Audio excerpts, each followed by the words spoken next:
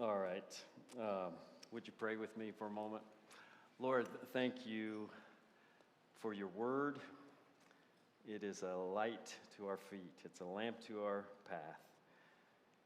And it gives light in us and through us and around us so we can see. We can see you. We can see the world as you see it. And that's what we need. So shine your light, the light of your word, upon us.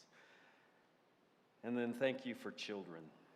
Thank you for the joy they bring us, the work they bring us, and the reminder of childlike trust and dependency. We know children are dear to you. May they be dear to our church and to us. Not only our own children, but all children. They are a blessing. We thank you in Jesus' name. Amen. All right, kids, again, you thought you were done, but you are not. Kids, I'd say college-age kids on down. I know you don't like to be called kids when you're that old, but I'm going to let you be included in this. So I'm going to need your help here, especially if you're good at math. And now some of you have just disqualified yourself, but even if you're kind of fairly good at math, this is pretty simple. Here's the equation. 1 plus 2 plus 5 plus 1. 1 plus 2 plus 5 plus 1. You think you know the answer, don't you? What is it? 9. So smart. In your own mind. That might be, as they would say in this new generation, that might be your truth.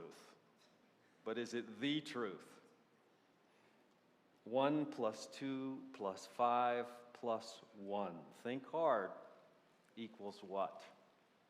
You know, we're going to look at a famous Bible story today, and after we look closer at that Bible story, your answer to that question might be a little different. So listen well. If you have a Bible, paper Bible, electronic Bible, I want you to go with me to the New Testament Gospel of John, chapter 6. John chapter 6, famous Bible story. If you don't have a Bible, look on with somebody near you. They'll be glad to share. John chapter 6. I'm going to start at John chapter 6, verse 1. I'm going to be reading from the New International Version. Your version might be the same or a little bit different, but it should be close. John chapter 6. Going to be making some comments along the way. You can follow along as I begin at verse 1.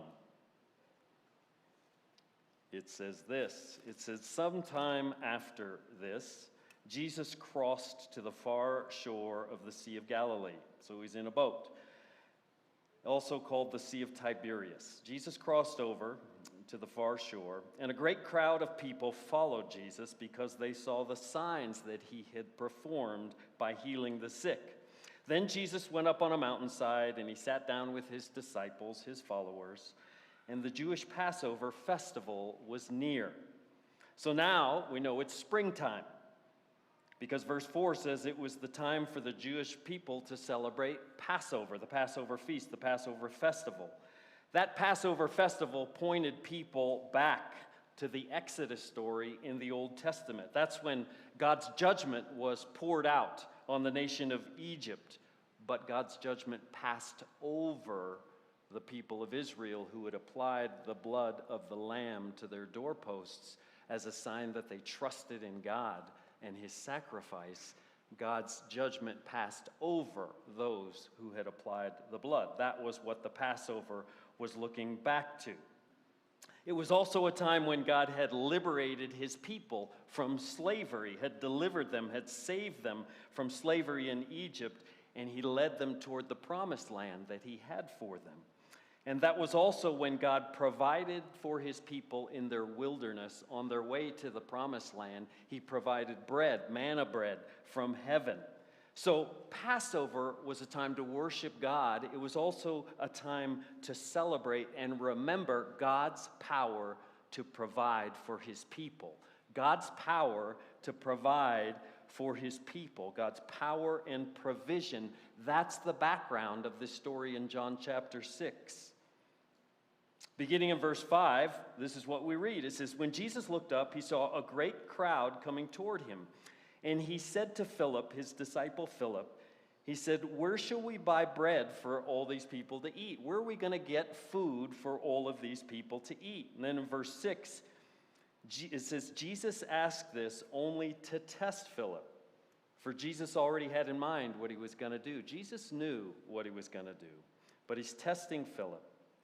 Verse 7 says, Philip answered Jesus, "Well, it would take more than a half a year's wages to buy enough bread for each one of these people to have just a little bite to eat."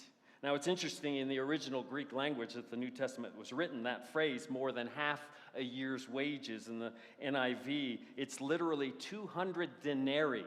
200 denarii. The denarii was a basic unit of money in the Roman Empire. It's kind of like a dollar coin, a $1 coin. Many Bible historians think that the typical worker back in those days made about 1 denarii a day. So think about that. 200 denarii would be about 200 days of wages. Think about how much money you make. 200 days of wages, that's a lot of money for one person. But it was not nearly enough to buy all of those people lunch. It wasn't even close enough. Even if you bought off the first century value menu, it wasn't going to buy a whole lot. Then beginning in verse 8, the story goes on. It says, another of Jesus' disciples, Andrew, Simon Peter's brother, he spoke up. "Here is a boy with 5 small barley loaves of bread and 2 small fish. But how far will they go among so many people?" You see, it seems like this Andrew guy, he doesn't have a whole lot of faith, but just a little. What I would call just in case. Just in case Jesus decides to do something, just in case faith. But you also wonder whether this Andrew disciple, whether he was trying to be funny, maybe even a little sarcastic. Or maybe he was testing Jesus to see what Jesus might do. After all, we're essentially talking about just a couple of sardines and some mini muffins. It's hardly lunch, more like a snack. But notice, as the story goes on, for Jesus it was enough. For Jesus, it was enough to get the job done. It was more than enough. In verse 10, it says, Jesus said to the disciples, "Have the people sit down." There was plenty of grass in that place, and they sat down. About 5,000 men were there. 5,000. So now we know 5,000 adult men are present at this gathering, in this crowd. And that's why this story is known as the feeding of the 5,000. Except there's more to the story. You see, in the same story as told by Matthew, in the Gospel of Matthew, we're also told that there weren't just men. There were also women and children. So again, do the math. If there's 5,000 men, if you add women and children, there could have been 15,000, 20,000 people in this crowd. It'd be more like, Ball Arena, filling up a Nuggets game. About that many people in this crowd. Beginning in verse 11, it says, Jesus then took the 5 loaves, he gave thanks, and he distributed to those who were seated as much as they wanted. And then Jesus did the same with the fish, as much as they wanted. Think about it. Unlimited refills, all-you-can-eat buffet from one little boy's lunch. Notice in verse 11, it says that before Jesus passed out the food, he gave thanks. He gave thanks. It's a pre-meal prayer. Jesus gave thanks. Why? Because Jesus understood. He wants those people to understand, and he wants us to understand that unless God provides, we've got nothing. So he gave thanks. Beginning in verse 12, it says, when they all had enough to eat, Jesus said to his disciples, "Gather the pieces that are left over. Let nothing be wasted." So they gathered them up, and they filled 12 baskets with the pieces of the 5 barley loaves left over by those who had eaten. In other words, think about it. Do the math again. The leftovers far outweighed what they originally started with. And then it says in verse 14, after the people saw the sign that Jesus performed, they began to say, surely this is the prophet, the messianic prophet that they had been waiting for, who is to come into the world. Jesus, knowing that they intended to come and make him king by force, you see, they wanted a political and revolutionary king to take over. Jesus knew they were about to make him that kind of king by force, so it says he withdrew again to a mountain by himself. We'll talk about that in a moment. So think about it. They start with 5 loaves, hardly enough to fill one fraction of one basket. And yet the leftovers from those 5 little loaves fill 12 baskets. I don't know what their baskets were like, but this is the biggest basket I could find in my house. So imagine they start with these little loaves, like mini muffins and some little fish, maybe sardines or something like that, maybe a sunfish. And they end up afterwards with 12, probably bigger than this, baskets full of just the bread, just the loaves.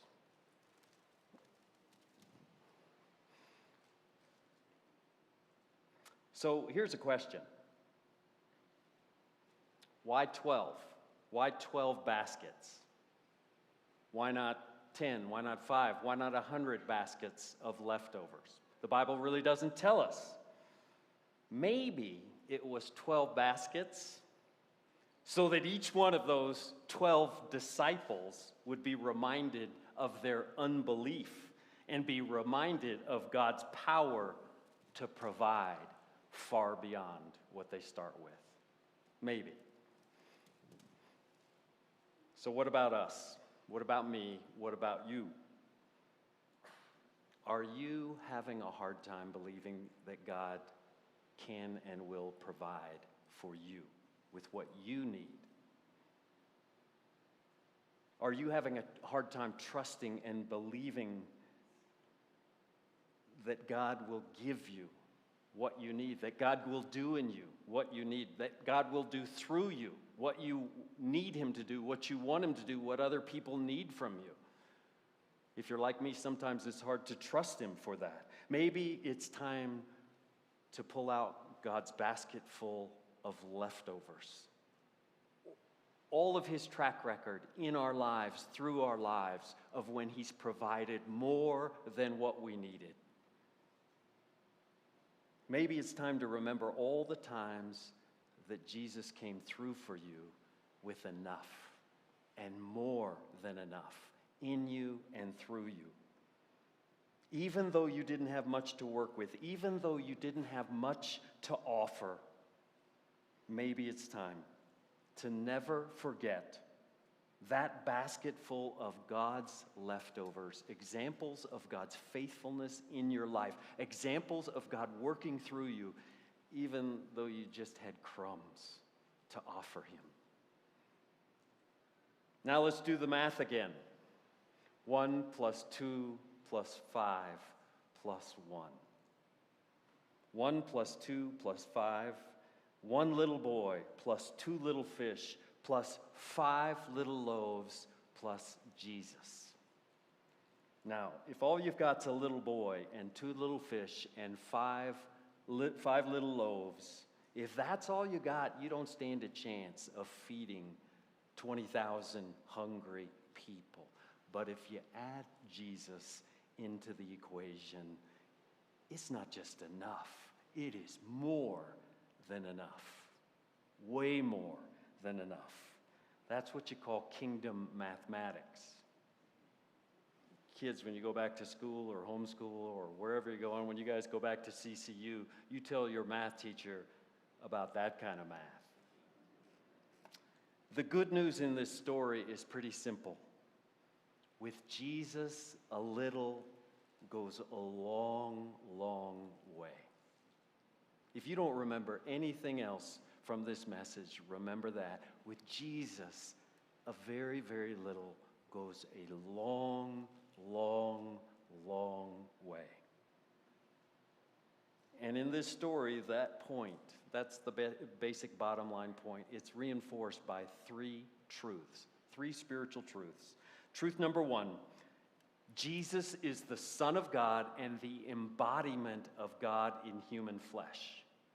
Jesus is the Son of God and the embodiment of God in human flesh. You think about it, you could say it like this: Jesus is God in a human body.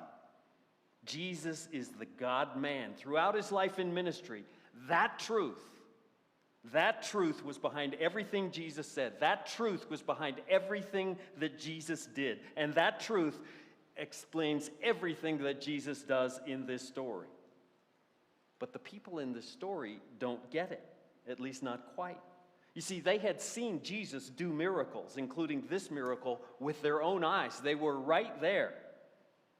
And what do they conclude? They conclude that Jesus is the fulfillment of prophecy in the Old Testament that foretold about this coming messianic prophet who would speak for God. That's why they say, this is the prophet. He's the spokesman, the mouthpiece of God. So you could say they had a little faith, but not much, not enough. Because the New Testament tells us that yes, Jesus is a prophet, but he is more than a prophet. He is so much more than just a prophet. Yes, Jesus was the mouthpiece of God. Jesus spoke for God, but Jesus was so much more than God's mouthpiece. Because Jesus just wasn't a prophet of God. Jesus was God. God in a human body. God in human flesh. The incarnation of God in human form. Now, the people in this story, they're not quite ready to take it that far. Verse 15 says they're ready to accept Jesus and crown him as their king. But their idea of a kingdom is not spiritual. Their idea of kingdom is physical and political. And they want Jesus to incite a political revolution and take over and overthrow the Roman government. You know what they want?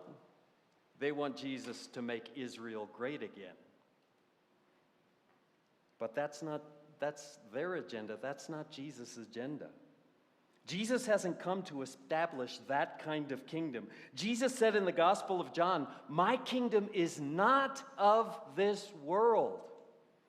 Jesus didn't come to establish an earthly kingdom. He came to establish a spiritual kingdom in the hearts of men and women and boys and girls. Jesus came to overthrow the kingdom and the rule of sin in the hearts of people and replace it with the kingdom of God and the rule of God in the hearts of people. That's Jesus' agenda. And Jesus, in this story and in all of history, he refuses to play by man's rules. He won't play by their rules. And that's why in verse 15 it says Jesus withdrew from that crowd to be by himself, because Jesus is Lord and he will not let his agenda be hijacked by a human agenda. Jesus will not meet us on our terms. Jesus will only meet us on his terms. Jesus will not let us make him less than he is. He is king, he is Lord, but on his terms, not ours. And because Jesus is not a revolutionary in that way, he's not a military conqueror in that way, he's not just a prophet, he's the Son of God and the embodiment of God in human flesh. That's truth number one. Truth number two, Jesus is what people need more than anything else. Jesus is what you need and what I need and what everybody needs more than anything else. You think about it. We need a lot of things. People need food. All of us need food. The people in this story needed food. But more than anything else, what did they need? They needed Jesus.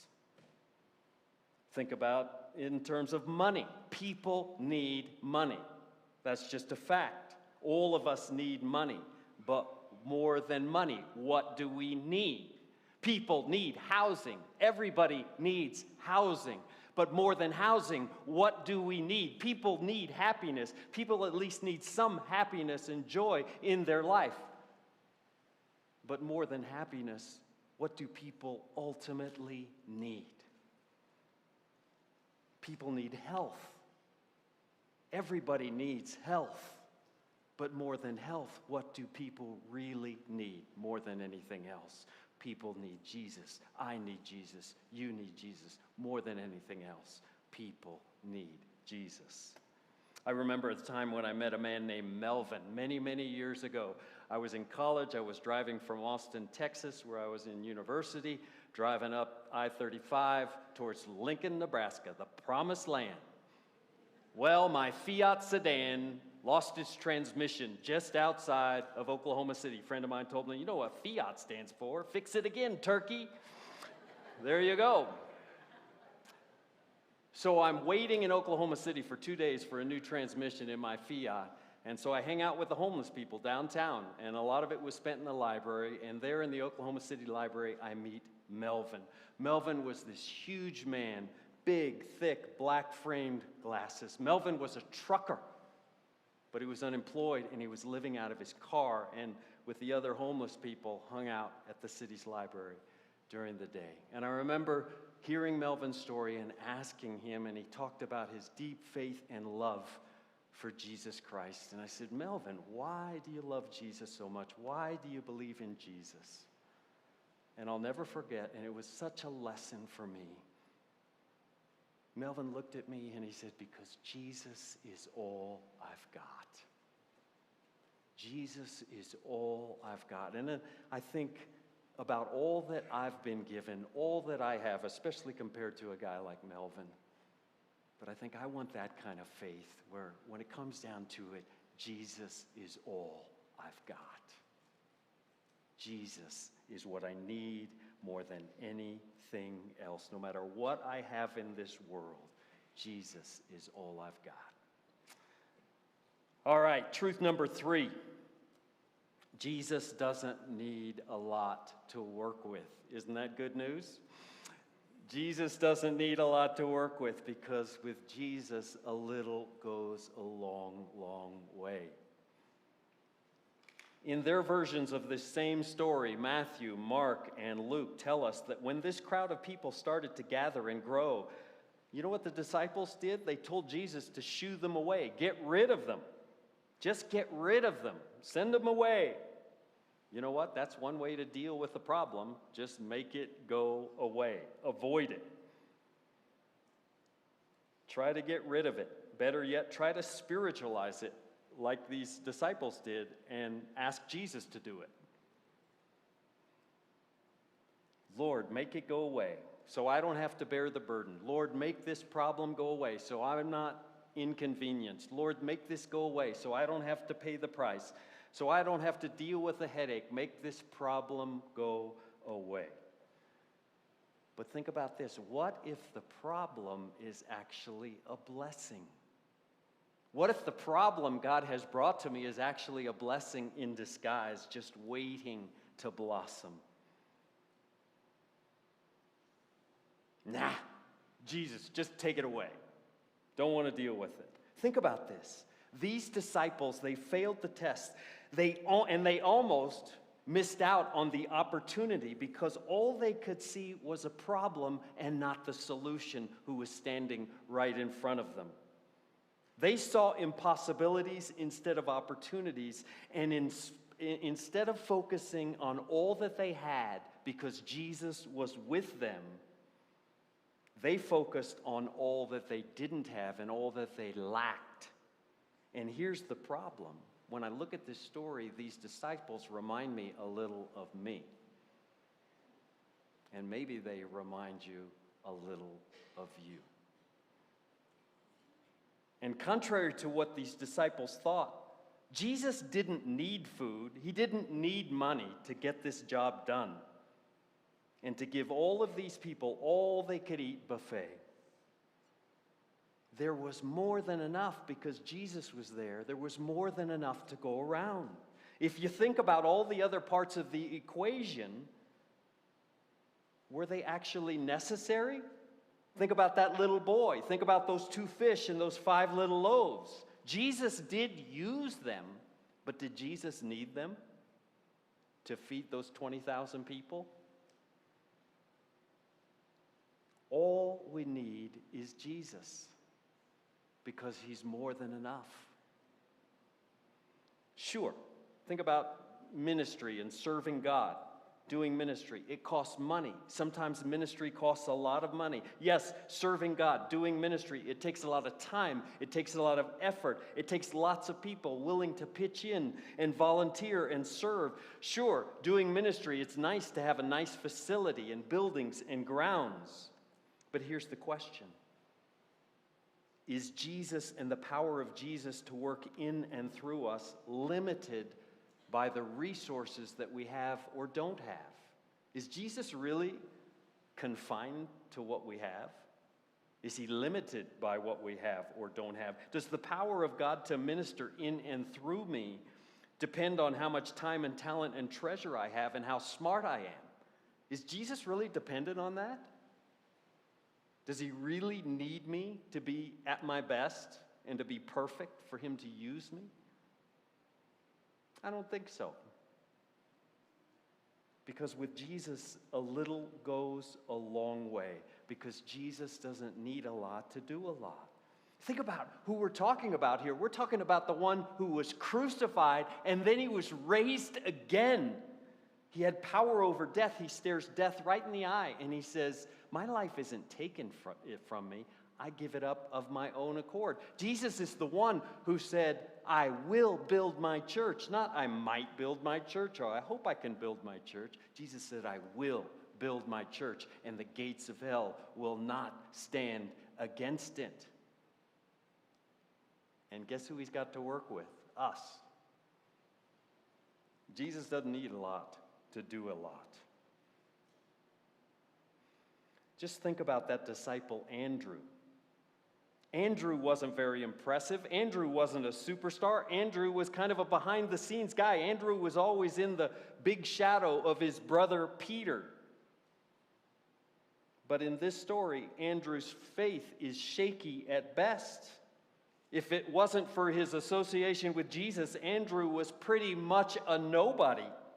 And yet the gospel stories tell us this nobody Andrew, whom God used, was the one that God used to introduce Peter to Jesus in the first place. And here in John 6, it's this weak-faithed nobody Andrew whom God used to bring that little boy and his little lunch to Jesus. And it was nobody Andrew and that nobody little boy with his almost nothing little lunch that Jesus used to feed 5,000 plus people. Jesus doesn't need a lot to do a lot. Jesus doesn't need much to accomplish much. All Jesus wants is the best we can give. That's more than enough for him because he's more than enough for whatever it is he calls us to do. With Jesus, a little goes a long way. So the question is, do we really believe that? Are we willing to live by that truth? With Jesus, a little goes a long way. Do I believe that? Do you believe that? Does our church really believe that? All right, we need to finish. Would you bow your head and let's take a few moments to think. What is it that God has for us in this lesson? In this story, in this word from God, what is it that God has for us? What is the Spirit of God and the Word of God saying to our church? What is he saying to me? What is he saying to you? And what are we going to do about it? What's going to change about how we think about what we value, how we make priorities, how we relate to God and other people?